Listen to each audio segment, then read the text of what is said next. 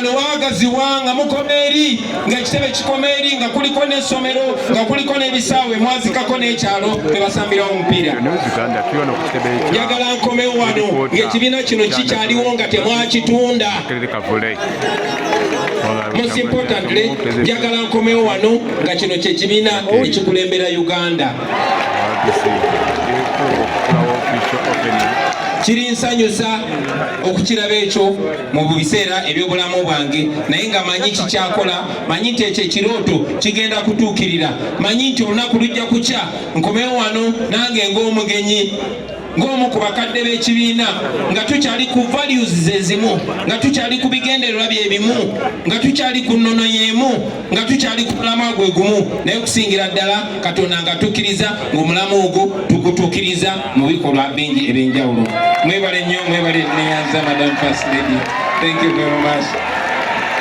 Engeri gye banfuye akasente ebigambo byange bino kambikomye wano. Mwebale nnyo, mwebale ddala. Mwebale nnyo, mwebalire ddala. Banzijukiza era njagala nkibakakase ti mwe ba members, mwe abakulembeze, mwe bannannyini ba wano. This is not about Kyagulanyi. Era ebyapa bya wano ebisinga obungi biri mu mannya ga National Unity Platform. This is the property of the people of Uganda, courtesy of the National Unity Platform. Thank you very much, ladies and gentlemen, and God bless you. Yes, banzijukiza nti n'ebitanabeera manya gaffe tebigenda kugira manya ga Joel Ssenyonyi, wabula bigenda kugira manya ga National Unity Platform. Thank you very much, ladies and gentlemen, for God and our country.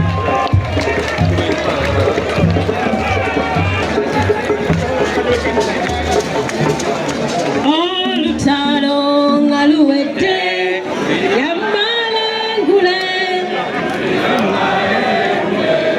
tuli yambalengule olutalo nga luwedde tuli yambalengule tulizimba mu Uganda empya when the struggle is over.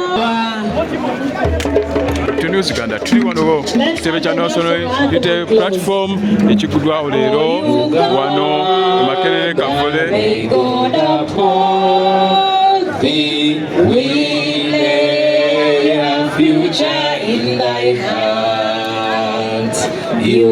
United, free for liberty, together we always stand. Thank you very much.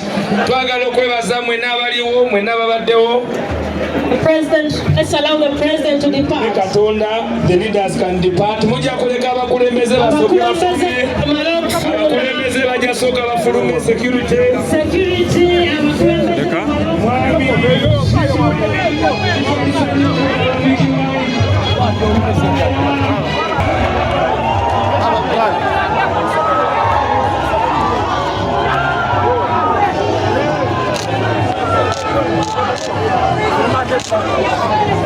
Kambula bado.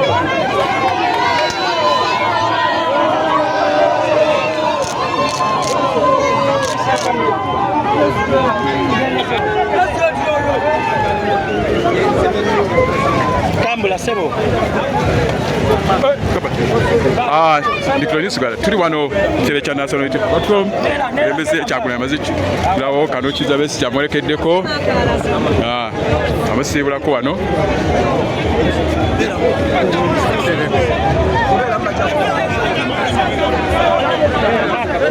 official opening the new headquarter National Unity Platform. Blood embera ya bugumu nnyo naye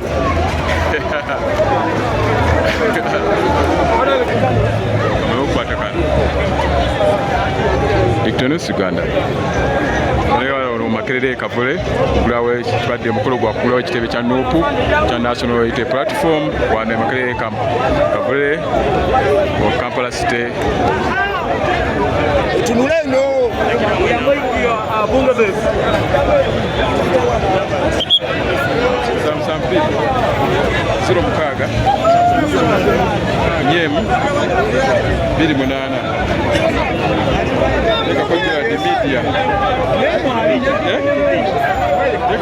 media Mengo. Kasi ni kusema kwa sababu jifije bulungi.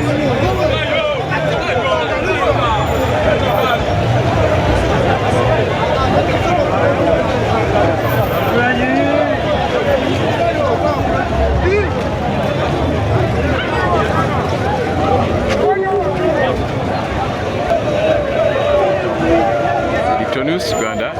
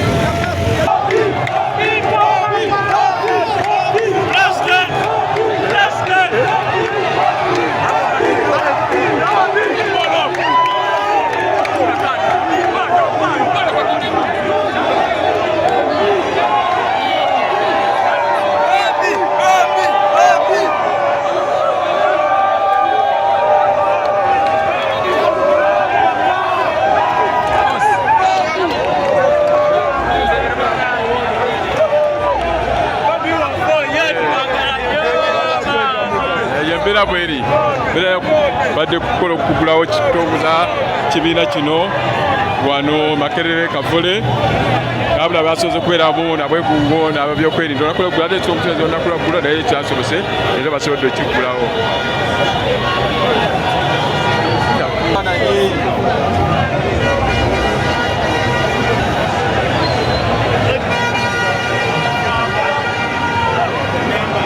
Dandala ne abawandiisi b'ekibiina